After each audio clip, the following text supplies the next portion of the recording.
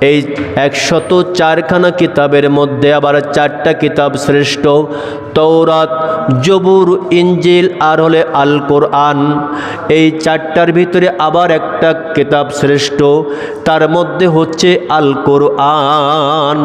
তাম দুনিয়ার মধ্যে কোরআনের মতো কোনো কিতাব নাই, এর মতো নির্ভেজাল কোনো কিতাব নাই। আল্লাহ রব্বুল আলামিন প্রথমেই বলেছেন, আমি যে কিতাবটা নাজিল করলাম, যালিকাল কিতাবু লা রাইবা ফীহি, আমি যে কিতাব নাজিল করেছি এর মধ্যে কোনো সন্দেহ নাই, কোনো ভুল নাই, চ্যালেঞ্জ করে বলেছেন। আমার ভাইরা, তাম দুনিয়ার মধ্যে এইভাবে কথা বলার মতো কোনো লেখক সাহস পায় নাই। আল্লাহ বলে, বান্দারে, এই জন্য যদি তোমার সুখের প্রয়োজন হয় আমার কোরআনের সুখ, কোরআনের তুমি খোঁজ করো। তোমার সংসারের শান্তির প্রয়োজন, সংসারের সুখ প্রয়োজন, স্বামী স্ত্রীর মহব্বতের প্রয়োজন, পিতা মাতার মধ্যে সম্পর্কের প্রয়োজন, রাষ্ট্রের সম্পর্ক, রাষ্ট্রের মধ্যে শান্তির প্রয়োজন, তোমার তাম জীবনের মধ্যে যত সুখ শান্তির প্রয়োজন রে বান্দা, অন্যদিকে তোমরা কেউ খোঁজ করো না। আমি আল্লাহ তোমাদের যে কোরআন দিলাম এর মধ্যে তোমরা খুঁজে নাও। সুবহানাল্লাহ। সমস্ত সুখ শান্তি আল্লাহ পাক কোরআনে দিয়েছেন, দামি জিনিস। এই কোরআনুল কারীমের মধ্য থেকে সূরা হাশরের কিছু আয়াতে কালেমা আমি আপনাদের সামনে তেলাওয়াত করেছি। কি জন্য জানেন? আমরা কই যাই, আমাদের গন্তব্য কোথায়, আমাদের কি একটু ব্রেক করার সময় হয়ে আসতেছে না?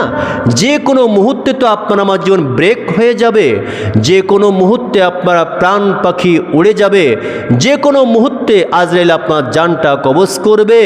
আপনি কেন দাঁড়াচ্ছেন না? আর কত দৌড়াবেন? আর কত সন্তানের জন্য পাহাড় পরিমাণ সম্পদ গোছানোর জন্য অবৈধ পথে টাকা ইনকাম করবেন? আর কত সন্তানের সুখের জন্য খুন রাহাজারি ছিনতাই করে টাকা পয়সা রোজগার করবেন? আপনার তো সময় শেষ, যে কোনো মুহূর্তে আপনি মারা যেতে পারেন। আর কত দৌড়াবেন?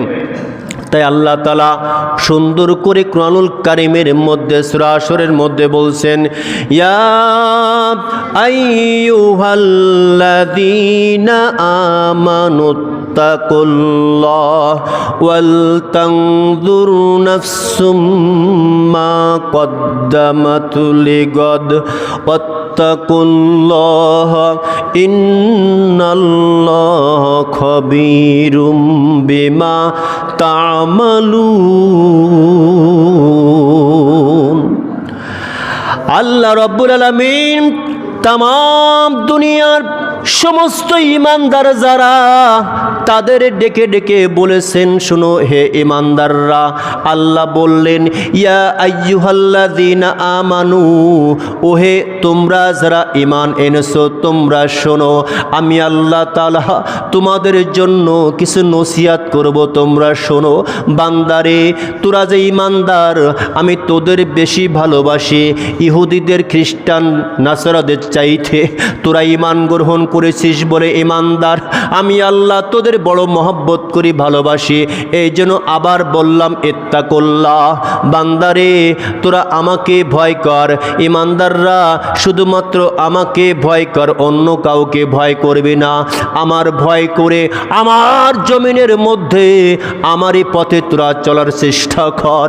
কোন পথে সুখ হবে, কোন পথে দুঃখ হবে, পৃথিবীর জমিনের কোনো মানুষ খবর রাখে না, কোনো নেতা খবর রাখে না, কোনো ব্যক্তি খবর রাখে না, কোনো রাজনৈতিকবিদ খবর রাখে না। এই কোন পথে সুখ, কোন পথে শান্তি, আমি আল্লাহ রব্বুল আলামিন 1400-1500 বছর আগে কোরআনুল কারীমে জানিয়ে দিয়েছি, যেটা আমার নবীর মাধ্যমে বাস্তবে প্রমাণ করে দুনিয়ার বুকে আমি দেখিয়ে দিয়েছি। সুতরাং কোনটা ভালো কোনটা মন্দ আমি তোদের জানাতে চাই।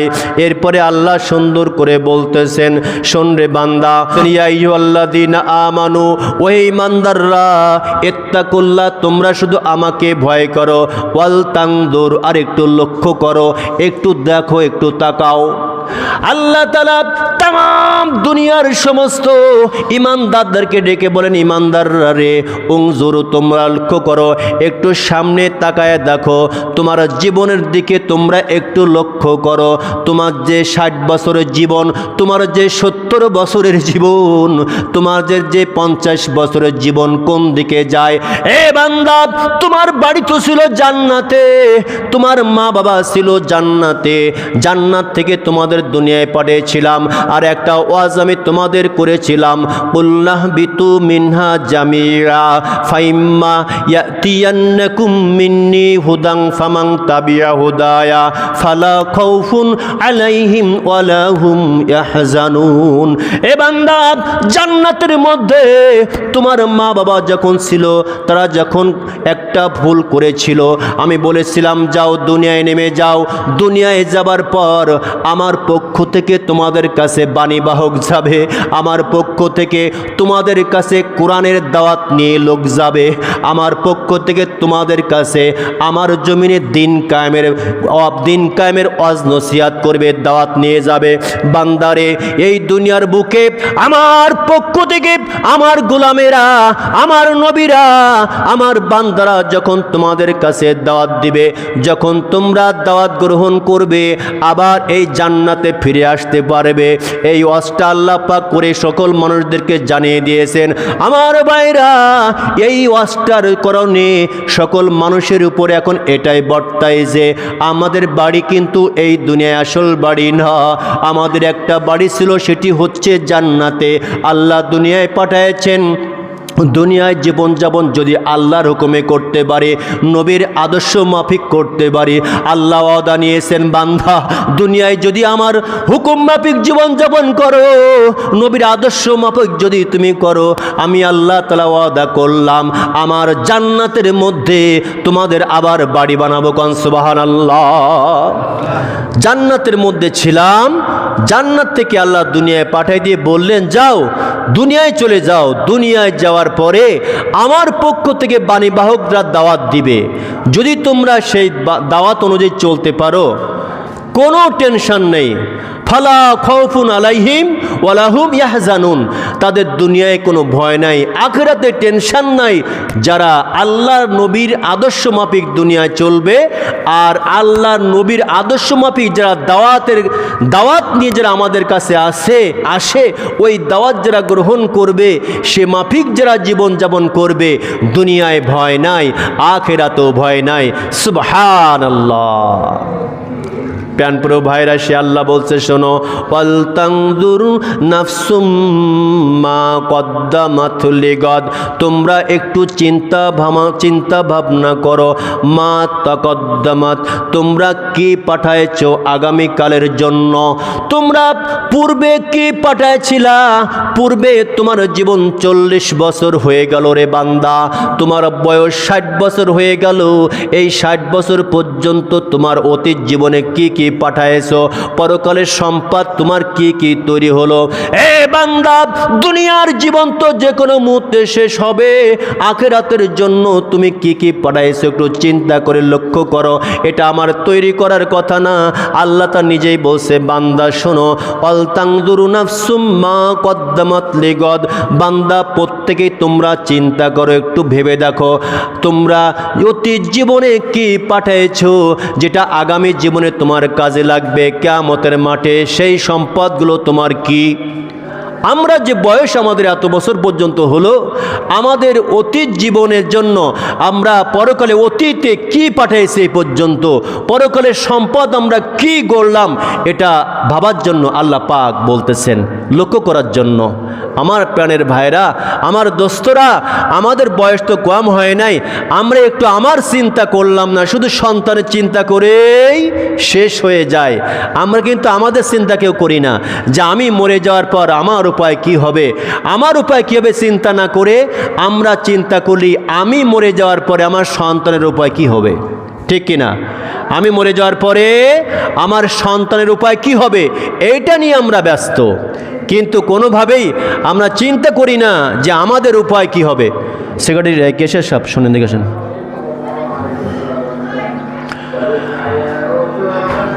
সুবহানাল্লাহ আলহামদুলিল্লাহ লা ইলাহা ইল্লাল্লাহ। ভাইরা যে আসছে দেখেছেন না, তাহলে জানেন তো সব কিছু আপনি? আচ্ছা ঠিক আছে। লা ইলাহা ইল্লাল্লাহ মুহাম্মাদুর রাসূলুল্লাহ।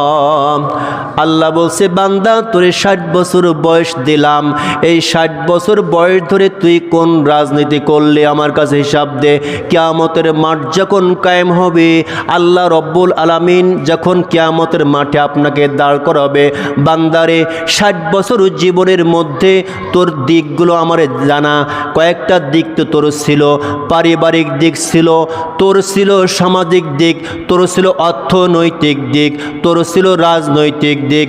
এ বান্দা, দুনিয়ার জীবনে আমারই সব কিছু খাইলি, আমার অক্সিজেন ভোগ করলে, আমারই সব নিয়ামত ভোগ করলে, আমি আল্লাহ রব্বুল আলামিন আমার পক্ষ থেকে তোর কাছে কত দাওয়াত পৌঁছানোর জন্য লোক পাঠাইলাম, কত দল এসে তোর কাছে দাওয়াত দিল, কত মানুষ তোকে বলল, ভালো ভালো পথ দেখাইলো, তুই কি সে পথ গ্রহণ করছিলি কিনা? প্রত্যেক ব্যক্তিকে কিয়ামতের মাঠে আল্লাহ তাআলা এভাবে জিজ্ঞাবেন, বান্দা কোন পথে তুই চলেছিলি, তোর দিনরাত কোন পথে কেটেছিল? এই দুনিয়ার বুকে যারা আল্লাহর জমিনকে ভালোবাসে, আল্লাহর মহব্বতকে যারা ভালোবাসে, আল্লাহর জমিনে তারা আল্লাহর দিন কায়েমের কাজ করে। আমার ভাইরা, কয়েকদিন আগে গত জুমার দিন বুঝি আমাদের প্রাণপ্রিয় ভাইজান, এদেশের একটা সূর্য সন্তান, সকলেরই আপন, অত্যন্ত প্রিয় একজন ভাই হাদি, গত জুমার দিন জুমার নামাজের পরে দেশের বাতিল শক্তি চেয়েছিল এদেশের বুকে থেকে ইসলামকে আমরা উৎখাত করব, এদেশের বুকে মসজিদ মাদ্রাসাগুলো ঠিকই থাকবে কিন্তু কোনো হেদায়েত থাকবে না, মসজিদগুলো চাকচিক্যময় থাকবে, কোরআনের কোনো কথা থাকবে না, শুধু নামাজের কথা থাকবে, শুধুমাত্র হজের কথা থাকবে, কোনো ব্যাখ্যা বিশ্লেষণ করা যাবে না, এমন যারা চেয়েছিল এদের মধ্যে কোনো এক ব্যক্তি হাদি ভাইকে গুলি করে দিল। আমার ভাইরা, হাদি ভাই আজকে খবর পেয়েছি তিনি এই দুনিয়া ছেড়ে চলে গিয়েছেন। সকলে বলুন ইন্না লিল্লাহি ওয়া ইন্না ইলাইহি রাজিউন। আপনারা ফেসবুকে দেখেছেন কি কায়দায় তাকে মারা হয়েছে।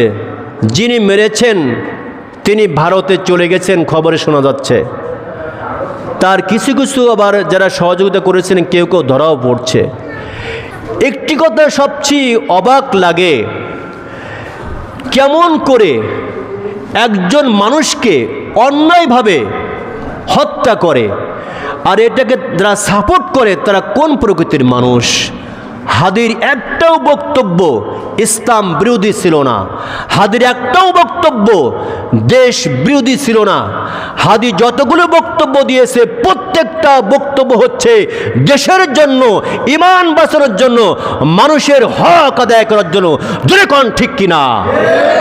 এমন একজন মানুষকে অন্যায় করে খুন করে ফেলল। ওরা মনে করছে যে আমরা যদি হাদিকে মেরে ফেলতে পারি, হক কথা বলার মানুষ এদেশ থেকে বিদায় হয়ে যাবে। কিন্তু মনে রাখবেন ভাই, এটা আমার কথা না, আল্লাহ তাআলা বলেছেন যে আমি আমার জমিনে আমার দিন কায়েম করব। আল্লাহ তাআলা বলেন হুয়াল্লাযী আরসালা রাসূলাহু বিল হুদা ওয়া দীনিল হক লিইয়ুযহিরাহু আলাদ-দীনি কুল্লিহি ওয়ালাউ কারিহাল মুশরিকুন। আল্লাহ তাআলা তামাম দুনিয়ার সমস্ত মানুষদেরকে মেসেজ দিয়েছেন, শোনো রে বান্দারা, শোনো দুনিয়ার মানুষ, আমি আল্লাহ তাআলা আমার নবীকে ইসলামের ঝান্ডা হাতে দিয়া দুনিয়ার বুকে পাঠায় আমি আল্লাহ তাআলা বসে নাই। আমি আল্লাহ তাআলা আমার পয়গম্বরকে দ্বীনের দাওয়াত দিয়ে পাঠায়া আমি আল্লাহ তাআলা বসে নাই। আমি রব্বে কারীম তার দিকে আমার নজর আছে, আর আমি আল্লাহ তাআলা জমিনে ইসলাম কায়েম করব, দ্বীনের বিজয় দান করব, সকল বাতিল শক্তির উপরে আমি আল্লাহ তাআলা দ্বীনকে বিজয় করব। এতে করে কাফেরদের যত জ্বালা পোড়া হোক না কেন তাতে যায় আসে না। সুবহানাল্লাহ। আল্লাহ নিজেই বলছেন আমি আমার দিনকে সকল দিনের উপরে বিজয় দান করব। সুতরাং সেই দিন কায়েমের জন্য যারা কাজ করবে তারা হচ্ছে দুনিয়ার কোনো পাবলিক না, আল্লাহ তাআলার একেবারে খাস ব্যক্তি তারা। তাদেরকে নির্মূল করার ক্ষমতা পৃথিবীর কোনো শক্তির নাই। যেরকম ঠিক কিনা? সুতরাং একজন হাদিকে মেরে তারা মনে করছে বুঝি আমরা এদেশ থেকে হক কথা বলার মানুষ শেষ করে ফেললাম। তারা মনে করতে পারে একজন হাদিকে মেনে দেশের পক্ষে কথা বলার মানুষকে শেষ করলাম। মনে রাখবেন যে বা যারা হাদিকে মেরেছে তারা বাংলাদেশের এই স্বাধীনতাকে মানতে পারে নাই। যারা হাদিকে মেরেছে এই জুলাই বিপ্লবকে মানতে পারে নাই। যারা হাদিকে মেরেছে তারা দেশের শত্রু, আমাদের পুরা দেশের শত্রু, ইসলামের শত্রু, ভারতের তাবেদার। কোন ঠিক কিনা? সুতরাং টেনশনের কোনো কারণ নাই। আল্লাহর রহমত অতি নিকটে। আল্লাহ তাআলা বলছেন, বান্দা আমার জমিনে তোমরা যখন বিজয় চাইবে রক্ত তো ঝরাতেই হবে। সাইদ হিসেবে একটা কথা বলেছিলেন যে দিন অত সোজা, দিন হচ্ছে অত্যন্ত একটা মজবুতি জিনিস, এমনি কায়েম হবে না। এটা কায়েম করতে হলে রক্ত দিতে হবে, শহীদ হতে হবে, জেল হবে, জরিমানা হবে, তারপরে ইসলামের রাজ কায়েম হবে ইনশাআল্লাহ। এছাড়া কখনো সম্ভব না। সুতরাং ভয়ের কোনো কারণ নাই ভাই। আমরা এখানে কোনো দলমত বুঝি না, আমরা একটাই কথা বুঝি, হাদি কথা বলেছেন দেশের পক্ষে। সুতরাং হাদি হচ্ছে আমাদের সকলেরই সম্পদ। দোয়া করি আল্লাহ হাদি ভাইয়ের কলিজার টুকরা সন্তানকে আপনি রহমতে করে উঠাই নেন, কোন আমিন। আল্লাহ হাদি ভাই জীবনের অজান্তে জীবন চলার পথে যদি কোনো গুনাহ তার হয়ে থাকে আল্লাহ তার তাম জীবনের গুনাহগুলো মাফ করেন, কোন আমিন। আল্লাহ হাদি ভাইকে জান্নাতে উচ্চ মাকাম দান করুন, কোন আমিন। প্রাণপ্রিয় ভাইরা, আমি যে কথা বলছিলাম আমাদের সহায় সম্পদ দুনিয়ায় বেড়ে গেল, আখিরাতের সম্পদ কই? আখিরাতের সম্পদ দুনিয়া থেকে আমাদের ইনকাম করতে হবে। এই দুনিয়ার সম্পদ যদি আমাদের যদি সময়টা যদি আপনার দুনিয়ার সম্পদের মধ্যে ব্যয় হয়ে যায়, আখিরাতের সম্পদ কই আপনি পাবেন? এবার আসেন প্রশ্ন একটা, যে হুজুর তাহলে শুধু নামাজ পড়লেই আখিরাতের সম্পদ হবে, হজ করলেই হবে, যাকাত দিলেই হবে, এটি নাকি? না, আপনার জীবনে প্রত্যেকটা কাজই হচ্ছে পরকালের সম্পদ। এটা কেমন কথা বললাম, তাই না? জীবনের প্রত্যেকটা কাজ হচ্ছে পরকালের সম্পদ। কারণ হচ্ছে আল্লাহ তাআলা বলেছেন, কুল ইন কুনতুম তুহিব্বুনাল্লাহ ফাত্তাবিউনি ইউহিব্বুকুমুল্লাহ ওয়া ইয়াগফির লাকুম যুনুবাকুম আল্লাহু গফুরুর রহিম। নবী গো আপনি বলে দেন আপনার উম্মতদেরকে, তারা যদি জান্নাত পেতে চায়, আল্লাহর সন্তুষ্টি যদি তারা পেতে চায়, আল্লাহর জাহান্নাম থেকে আল্লাহর জান্নাতে যদি যেতে চায়, দুনিয়ার জীবনে যদি সুখ পেতে চায়, আখিরাতে যদি সুখ পেতে চায়, তাহলে নবী আর তারা যেন আপনাকে অনুসরণ করে, অনুকরণ করে। যদি তারা আপনাকে ভালোবাসে, আপনার মহব্বত করে, আমি আল্লাহ তাআলা তারা যেন আমাকেই মহব্বত করলো, আমাকেই ভালোবাসলো। ও আমার ভাইরা, পরিষ্কার বোঝা যায় নবীর আদর্শ মাফিক যদি আপনি জীবন যাপন করেন, নবীর আদর্শ মাফিক যদি আপনার প্রত্যেকটা কাজ হয়, এই প্রত্যেকটা কাজ হলো পরকালের সম্পদ। নবীর আদর্শ মাফিক আর আল্লাহর হুকুম মাফিক যে কাজটি হবে সেটি হচ্ছে পরকালের সম্পদ। আমার ভাইরা, আপনার অর্থনীতি, যে অর্থনীতি আপনি করবেন, যেটা চালাবেন, যেটা মানবেন, সেটি হতে হবে আল্লাহর কোরআন এবং নবীর সুন্নাহ মাফিক, তাহলে সেটা পরকালের সম্পদ হবে। যদি আপনার পরিবারটা, যদি পরিবারের নীতিটা যদি আপনার কোরআন হাদিস মাফিক হয়, পরিবারে যা যা করবেন আপনি সবটা পরকালের সম্পদ হবে। যদি আপনি গাড়ি বাড়ি করেন, ওই গাড়ি বাড়ি যদি আপনার আল্লাহর হুকুমে নবীর তরিকা হয়, সেটাও পরকালের সম্পদ। কিন্তু দুঃখের বিষয় হচ্ছে আজকে আমরা আল্লাহর হুকুম নবীর তরিকা বাদ দিয়া মানুষের তৈরি করা আইন ও হুকুমের আদর্শের মাধ্যমে আমরা আমাদের জীবন চালাই, আমাদের সংসার করি, আমাদের অর্থনীতি রাজনীতি চালাই। এই জন্য পরকালের সম্পদ হয় না, এগুলো দুনিয়ার সম্পদ, পচা সম্পদ হয়ে সব শেষ হয়ে যায়। আমাদের ইমানের খাতা, আমাদের পরকালের পাথর হয়ে যায় শূন্য। এই জন্য প্রাণের ভাইরা, আমাদের দায়িত্ব কর্তব্য হবে এটা আজ থেকে আমাদের প্রত্যেকটা কাজ কাম হতে হবে কার হুকুমে? আল্লাহর হুকুমে। প্রাণ প্রিয় ভাইরা, আল্লাহর হুকুমে চলতে গেলে বাধা আসবে, বিপদ আসবে, এটা নতুন কোনো কথা না, নতুন কিছু না। আপনারা জানেন বহু পূর্বের ঘটনা, খাব্বাব নামে একজন আল্লাহর নবীর সাহাবী ছিলেন। খাব্বাব যার বাড়িতে কাজ করতেন সেই লোকটা ছিল হলো কর্মকার। তিনি দা, কুড়াল, বটি এগুলা তৈরি করতেন, লোহা গরম করে এগুলা তৈরি করতেন। উনি শুনতে পেলেন খাব্বাব নাকি মুসলমান হয়ে। এবার খাব্বাবকে ডাকা হলো, খাব্বাব রে, তুমি কি মুসলমান হয়েছো? তুমি কি ইসলাম গ্রহণ করেছো? খাব্বাব বলে, মালিক আপনার বাড়িতে আমি কাজ কাম করি, আপনি আমার মনিব, আপনার বাড়িতে কাজ কাম করি, আপনি আমার মজুরি দেন, কিন্তু একটা কথা শোনেন, আপনার কাছে কোনো শান্তি পাই নাই। এমন একজন মানুষের কাছে আমি গিয়েছিলাম যার দেখা মাত্র আমার বুকটা ভরে গেছে, যার কথা শুনে আমার কলিজাটা ভরে গেছে। এই জন্য আমি আর দেরি করি নাই, আমি তার হাতে হাত রেখে গ্রহণ করেছি লা ইলাহা ইল্লাল্লাহু মুহাম্মাদুর রাসূলুল্লাহ। এটা বলার সাথে সাথে ওই খাব্বাব যার বাড়িতে কাজ করে সেই ব্যক্তি বলতেছে, খাব্বাব রে, এখনো ভালো চাষলে কলেমা ছাড়, নচেত কিন্তু তোর জীবন শেষ হয়ে যাবে। খাব্বাব বলে, শোনেন, আপনি যত যাই করেন না কেন, আমি যে কালেমা পড়েছি কালেমা কোনোদিন ছাড়ব না। আমার ভাইরা, এবার ওই ব্যক্তি করলেন কি, লোহা গরম করলেন, যা দিয়ে দা, বটি, খুন্তা, কোড়াল বাড়ায় এগুলা গরম করলেন। অনেক গরম করে লাল টকটকে যখন হয়ে গেছে, তার উপরে এবার বিছায়া দিলেন, তার সেগুলো বিছালেন। বিছানোর পরে খাব্বাবকে 2-3 জন মিলে ধরে ওর পরে চিৎ করে শোয়ায় দিলেন। আমার ভাইরা, যখন চিৎ করে শোয়াইছে, গরম লোহা যখন তার পিঠে লেগেছে, লাগার সাথে সাথে লোহাটা ভিতরে ঢোকা শুরু করলো, রক্ত আর চর্বি দিয়া তার জীবন যেন শেষ হয়ে যায়। ওই বালুগুলো, ওই যে লোহাগুলো আস্তে আস্তে লিবে যাওয়া শুরু হয়ে গেল শরীরের রক্তের কারণে আর চর্বির কারণে।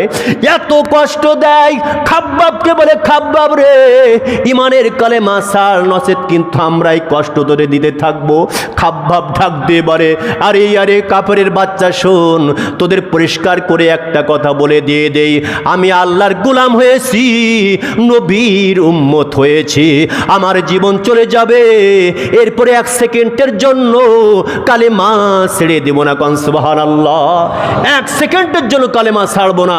আমার ভাইরা, অনেক লম্বা ঘটনা, এ বলার টাইম আমার নাই। মূল কথা হচ্ছে এটাই, ইসলামের পথে চললে বাধা আসবে, জেল হবে, জরিমানা হবে, তাহলেই বুঝবেন আপনার পথটা ঠিক আছে। নচেত আপনি দুনিয়ায় জীবনযাপন করছেন, বাতিলের সঙ্গে কোনো টক্কর নাই, সবাই আপনাকে বাহবা দেয়, তাহলে বুঝবেন যে আপনার জীবন চলার পথ সঠিক নয়। কারণ এই পৃথিবীর বুকে যারা জান্নাতি মানুষ, এই পৃথিবীতে চলতে গেলে বাতিলের সঙ্গে তাদের অবশ্যই টক্কর লাগবে, যে টক্করের কারণে আজকে হাদি শহীদ হয়েছে। সুতরাং আমার আবদার থাকবে, মেহেরবানি করে সময় শেষ হয়ে গেছে, আগামীতে ইনশাল্লাহ আমাদের জীবনটা যেন ইসলামের পথে থাকে, আমাদের জীবনে প্রত্যেকটা ডিসিশন যেন আমরা কোরআন এবং হাদিস মাপি নিতে পারি।